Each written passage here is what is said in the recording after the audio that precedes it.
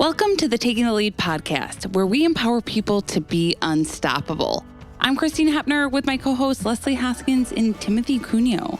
How's everything been going? What's everybody? Well, my weekend was not good with Glacier. We went to a restaurant, and we walked in and went to our table, and there was a lady sitting there before we got there, and she saw Glacier, and, oh, what a beautiful dog. Can I pet your dog? Oh. And I politely said, no, ma'am, she's a service animal. She's working right now, but thank you. And she's probably in her early 70s. Mm-hmm. And so I took Glacier underneath the table like I normally do, and we're talking along with our guest that we were talking to. And all of a sudden, Glacier just darted from underneath the table out into the aisle and was eating something. And I thought somebody maybe accidentally dropped something. So I grabbed her real back and scolded her a little bit and put her back in and tucked her underneath the table. Well, to come to find out, the lady was throwing food at Glacier. Oh, no.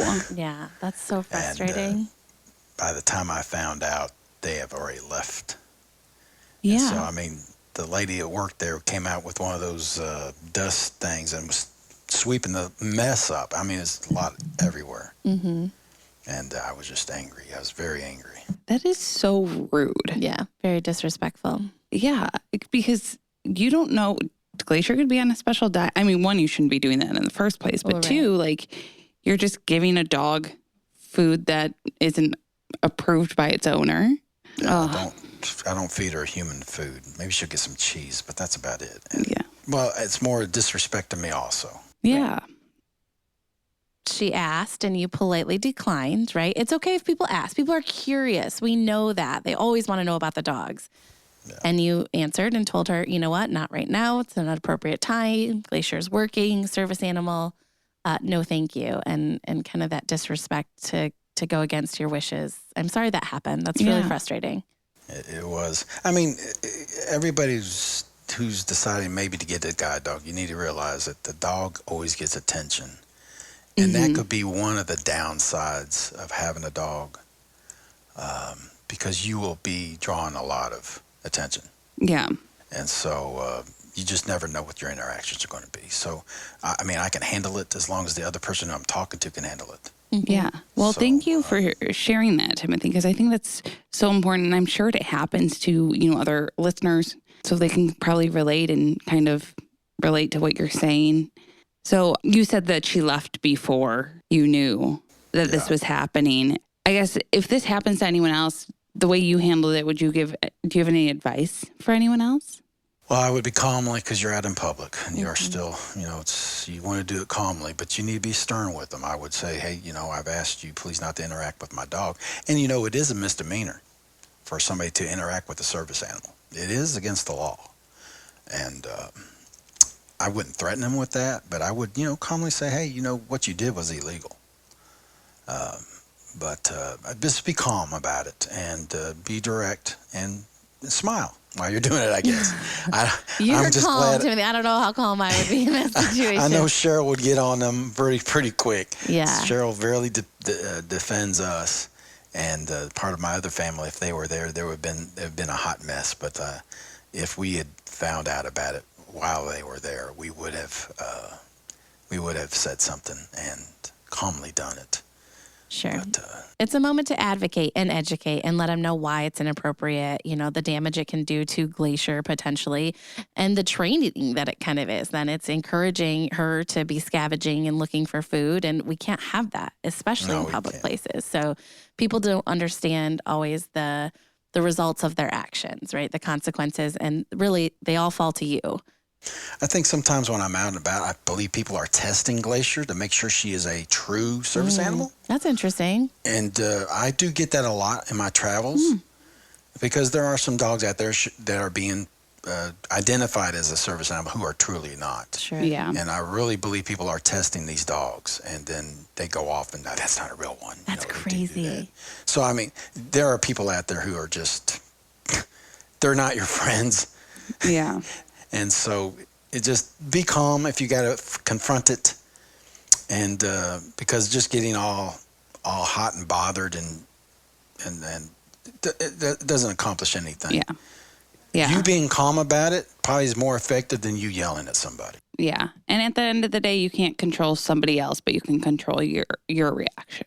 Yeah, that's the one you need to control. So inspirational this morning, you guys. Way to go, team. I love it.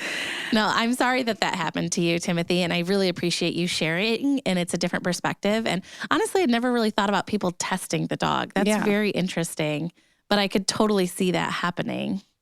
Mm-hmm. And how frustrating that must be. I'm very proud of Glacier when she does what she's supposed to, because it's tough for these dogs just to sit there and see a cute little baby go by or another dog or whatever. But when it's food and you got a lab, that's too much temptation. Yeah. That's drawing the line. Yeah. That's drawing the line. I forget my training. I'm over there getting that chicken wing. Yeah. They are food motivated for sure. Yes. Well, That's thank too you funny. for sharing that. Yeah, thank you. Sorry that happened, but also thank you for giving some examples and how to handle the situation, because I'm sure you are not alone in this. Yeah, But I'm sure I'm not. well, good. Well, hopefully next weekend will be better, but thank you for that. And today we have a new guest, someone who is a longtime volunteer who regularly goes above and beyond at Leader Dogs for the Blind. Yes, Mike Toger has been a volunteer at Leader Dog for over 6 years and continues to volunteer in multiple capacities. He's a blindfold walk volunteer, a community engagement volunteer, and host to one of our fabulous canine ambassadors, Finley, who happens to be in the room with us today. I did say hi to her before I did say hi to Didn't everybody even else. greet me or Mike as Sorry. walking in. Just straight to Finley. So see, Timothy, we also experienced that on our end. Yes. Always about the dog. Yeah, unbelievable. Well, Mark, I mean, welcome she to... did come and say hi to me, so I will say that. Wow. You guys didn't get up. I'm sure I've been interested in Finny, too. Yeah. Good morning, Mike. Welcome to the podcast. Thank you for being a volunteer for Leader Dog. So tell us a little bit more about yourself. I am a small business owner who about 7 years ago took a tour of Leader Dog and was totally enthralled and had a wonderful guide dog experience, tour of the facility, and went home and signed up to be a volunteer and also to get a career change dog. We had just lost our golden retriever. You know, we hear that all the time. People like have one experience, because we talk about it as a community engagement volunteer, which we'll get into a little bit, that Mike is. We never know what our return on investment is when we do presentations or tours or things like that. We don't know what's going to come of it. Is somebody going to be a donor? Is somebody going to be a volunteer, raise a puppy, suggest services to somebody else, or maybe nothing? Yeah. It could be any of those things. So it's always interesting, but impactful for you. You decided you went home and you signed up to be a volunteer. What was the first volunteer position that you applied for? To work as a blindfold guide for HPL, the Harness Power Leadership corporate program. Mm-hmm. What does a blindfold guide do?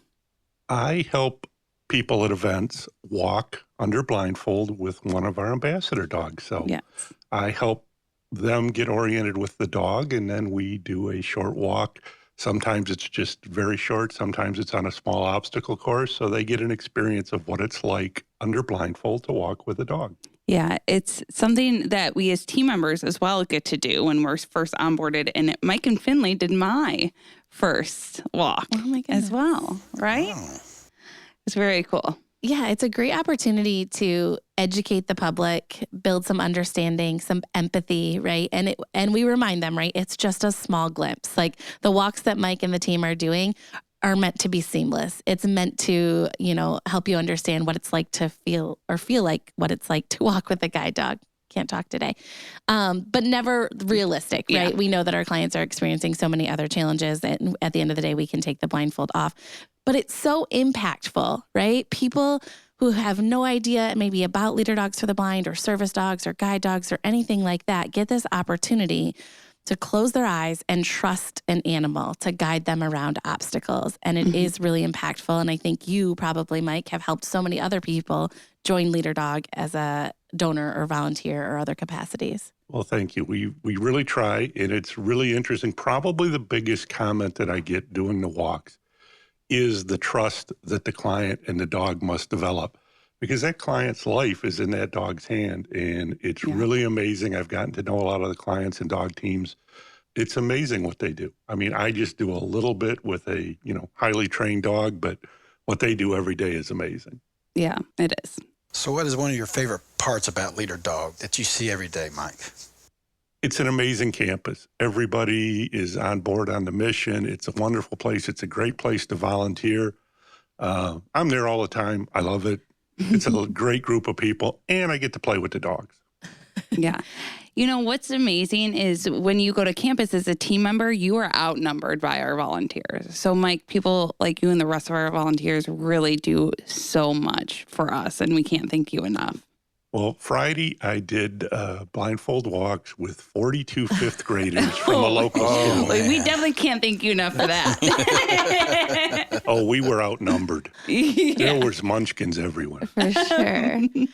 It's so good. And when Mike says he's there all the time, he's there all the time. And we're also calling him last minute, like, hey, Mike, is there any chance you're available to do this?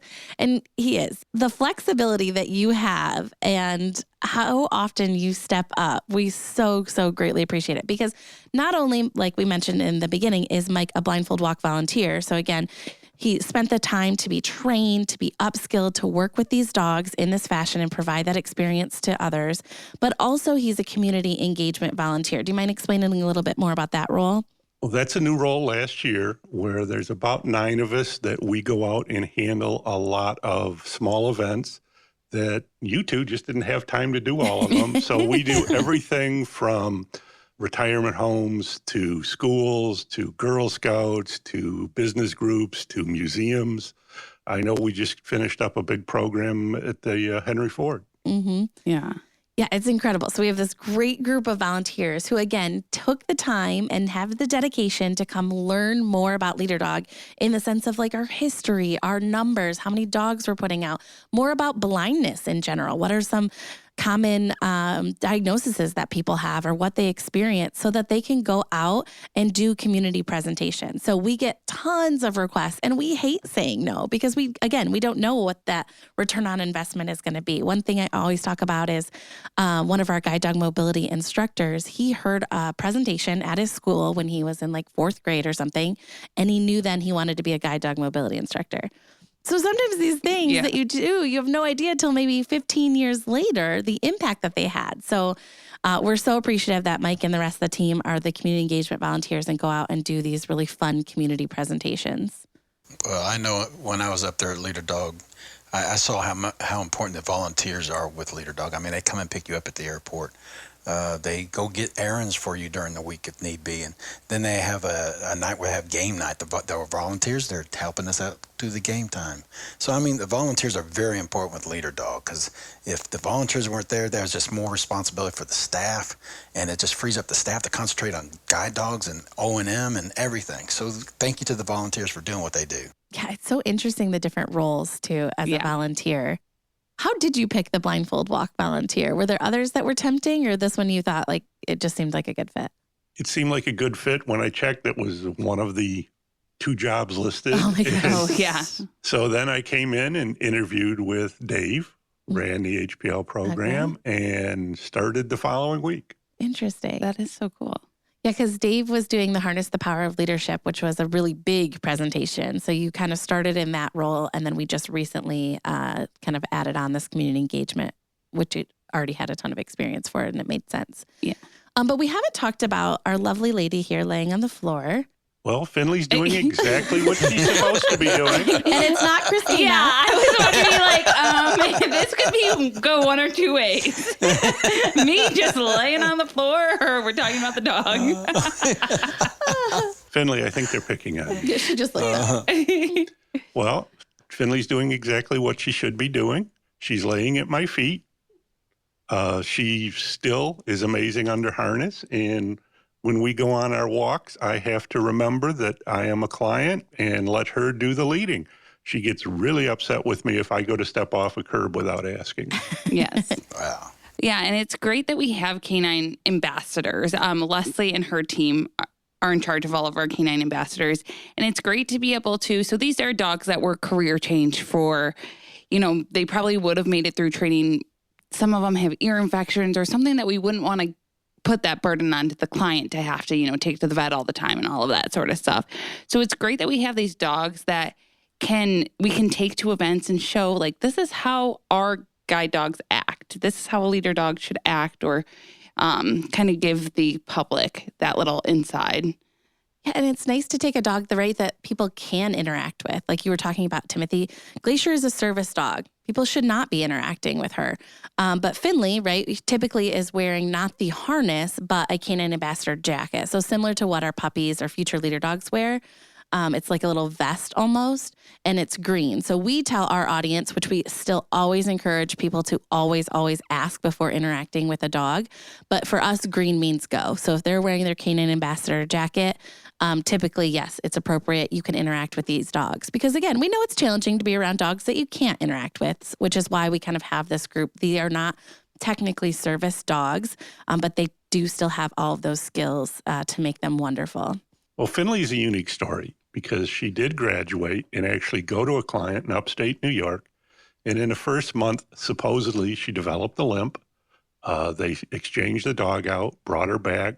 Finley went through extensive checks with the vet, couldn't find anything, so they moved her into the ambassador group. I've housed her since November of 2019. All through the pandemic, we literally walked hundreds of miles, and I've never seen a limp. Finley. That was her way of saying, hey, I want a different job, maybe. Well, and she's doing what she really should be doing. She's an amazing ambassador dog. I can take her anywhere, best behavior, work under blindfold, little kids, older people. She is just amazing. Yes. Yeah, she went with me and Alyssa to Kentucky. She was my roommate. So Finley and I stayed together. She was lovely. It was very nice. And honestly, we go on these trips and do these things, and these dogs are so adaptable and just happy to jump in the car with us. You'd never even know they're there half the time, and just so good. We're so lucky to have these dogs to take for these educational opportunities, because not only are we doing this for potential donors or just people in the community or kids and things like that, we also will use these dogs a lot of times for walks on Friday afternoon in O&M. So in orientation mobility, if a client comes and is doing the cane week and they want to explore the guide dog option and it's appropriate, a lot of times we use our canine ambassadors because they're going to be a little bit more calmer of an experience versus our younger dogs still in training. We also use them for educational opportunities for certified orientation mobility professionals such as myself who are coming to learn more about helping a client prepare for a guide dog, or how to help a client when they get home with a guide dog, orienting them to new environments. So a lot of times we call upon these dogs for so many different scenarios, and we're fortunate to have them. And we're fortunate that you, Mike, care for Finley. So she lives a lovely life. She goes home every day and sleeps and has a typical almost pet life. But then also always excited to come to work. So it's been fantastic. And you, as a blindfold walk volunteer and a community engagement volunteer, it could not be more convenient on our end. Yes, because then Leslie doesn't have to go, okay, we have to get a dog. She goes, Mike, just bring your dog. I'm like, if Mike comes, Mike has everything we need. Yeah. The logistics are cut in a third, honestly. So you make Leslie's life a lot easier, is what she's saying. That's my goal in life. Oh my gosh, if everybody had that mindset, can you imagine? Oh, that's good. I probably make it a bit more complicated. I know. Yeah. No, and truly Alyssa too. Alyssa, who is the outreach specialist on my team, is fantastic. She does a lot of the logistics. She does a lot of the communication with our volunteers. And so it's just such a good group of individuals that we've got. We're very, very fortunate. But Mike, what are some of your favorite events? When you think of the years you've been doing this, what are some of the fondest memories? Bark and Brew in the summer. We get all the runners coming off, and we're very busy, and everybody wants to know about Leader Dog. Dinner in the Dark is also very interesting, which is coming up this Friday. We do the photos with the people arriving in that and just wander around, and people want to know about the dogs. I equate it to our goal and our mission is to help visually impaired people with mobility. But the dogs are what everybody wants to know about because they're around, they're amazing. These are probably the most highly trained dogs the average public can see. I mean, you're not going to get close to a police dog, a drug sniffer at the airport, but these amazing animals interact with the public all the time. And you're right. I think dogs typically bring people into the organization, and then the people mission, I think, make people stay. Oh, yeah. You know, Yeah, it's so interesting. It's the whole package. Yeah. And to see that connection between animals and humans and how they're helping and interacting. Well, I've been told by some clients that not only do they get help with their visually impaired, they get a new best friend. Yeah. Is that true, Timothy? Yeah, it's true. It's true. My big question, Leslie, for you is how does somebody become a volunteer? Oh my gosh. Thank you, Timothy, for asking. As Mike mentioned, if you go to our website, leaderdog.org, become a volunteer is almost one of the biggest buttons on there because, again, as mentioned, Christina said, we have, I think, almost 400 on-campus volunteers and about 400 off-campus volunteers who are typically in the role of puppy raiser. So we just could not do what we do at our organization without volunteers, and volunteers have a role in almost every single department at our organization. But you can sign up for open slots on the website. You can also sign up for special events. So I know Mike also participates in all the special events, or most times, such as the Dinner in the Dark or the Light Up Leader Dog or the Bark and Brew. So if people can't have that commitment of kind of a regularly scheduled volunteer opportunity, there's those kind of a couple times a year opportunities as well. Mm-hmm. But it's interesting. So when we ask for volunteers, it's kind of like taking on a job. We want a year commitment. We want typically scheduled hours and days of the week. Mike, in your roles, it's kind of, we never know. Well, I'm very fortunate. I'm only 4 miles away from campus, so that helps. So I'm not coming too far. And all I have to do is tell Finley we're going to work, and she's ready to go. This morning I told her at 8 o'clock we're going to work. Until we left, she sat by the door with her tail wagging. She loves to come to work. Yes. She's so sweet. Well, and I'm looking at our volunteer webpage right now. If you are interested, there's 3 openings right now. We need client celebration assistant, a client driver, which that's a really cool volunteer opportunity because you go to the airport and pick up our clients and bring them back to campus for training and then take them back home as well.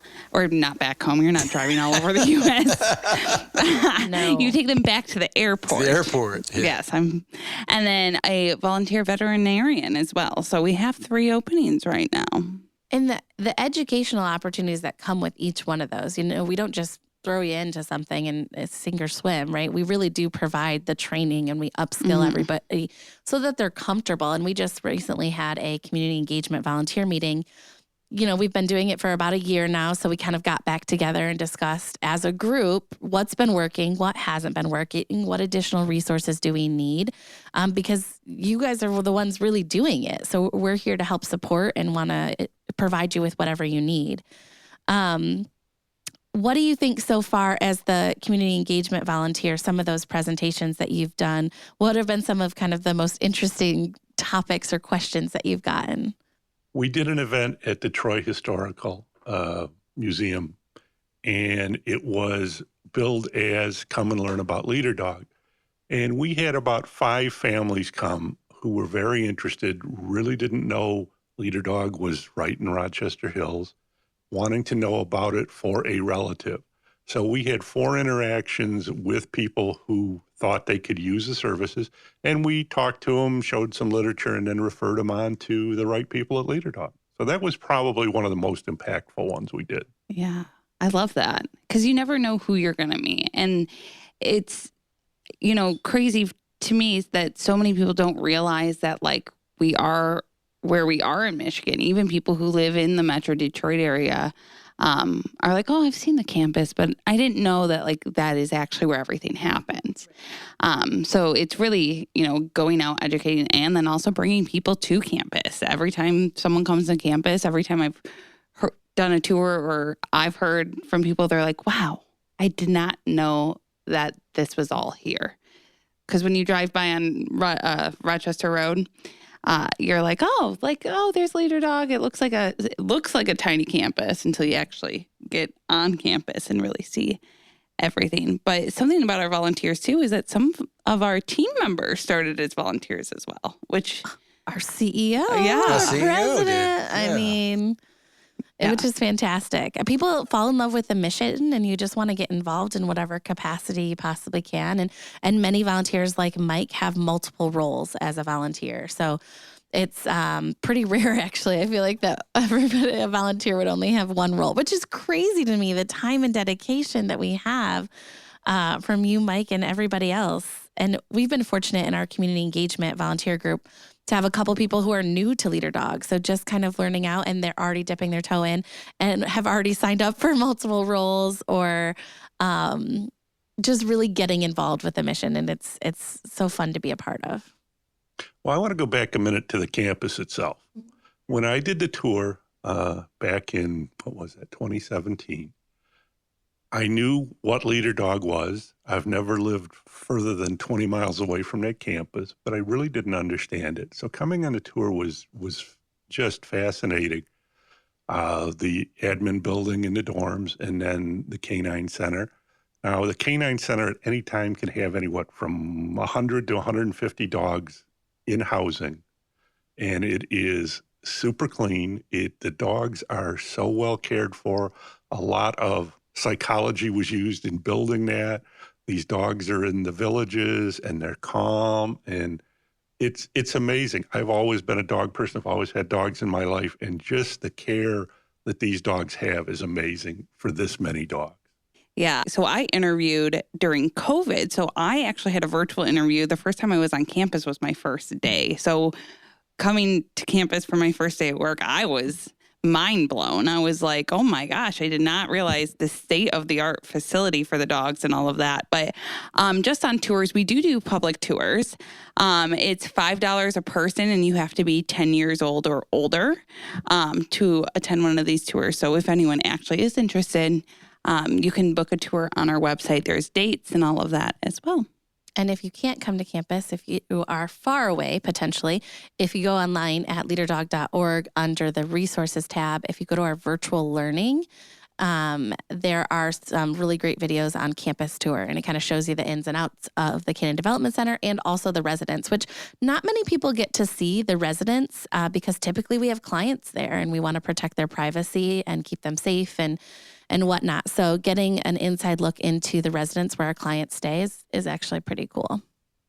And Mike is fortunate too. He's built some great friendships with a couple of our clients who he's spent a lot of time with, which is always wonderful because then he can kind of share their perspective or stories. And that's always really helpful when educating the community too, is to give some examples of how these dogs have impacted people's lives. Well, over the years, we've traveled with the programs, and we actually did Harness the Power of Leadership for the Philadelphia Eagles management in Philadelphia just before COVID, where we actually went and trained their senior management and did the dog walks and all that. And they were so gracious. They actually let us see a Lombardi trophy. Being here from Detroit, it was kind of a unique thing. And then we had complete run of the facility, went down on the field. It was really a great time. They got a lot of it. We had a great time as volunteers and staff. It's fantastic, right? Because we're bringing quite the production. So we're bringing team members, we're bringing volunteers, we're bringing canine ambassadors, and most importantly, we're bringing clients, right, to share their story and their experience. So, Mike, you have done so much for this organization, and you continue to do, and we just rely on you so heavily, and we're so thankful for you and Finley. And thank you for being here today and sharing your story and why, Leader Dog is important to you. We really appreciate it. Well, thank you very much. And thank you so much to our listeners for listening to the Taking the Lead podcast. I'm Leslie Hoskins with hosts Timothy Cunio and Christina Hepner. We hope you enjoyed learning about Mike and the important roles that he plays at Leader Dog. Please join us next time as we continue to dive into the world of blindness. Yes, and if you'd like to learn more about volunteering or applying for our free services at Leader Dog, you can head to leaderdog.org or call us at 888-777-5332. And don't forget, you can reach us at takingthelead@leaderdog.org with any questions or ideas. If you like today's podcast, make sure to hit subscribe and check us out wherever podcasts stream.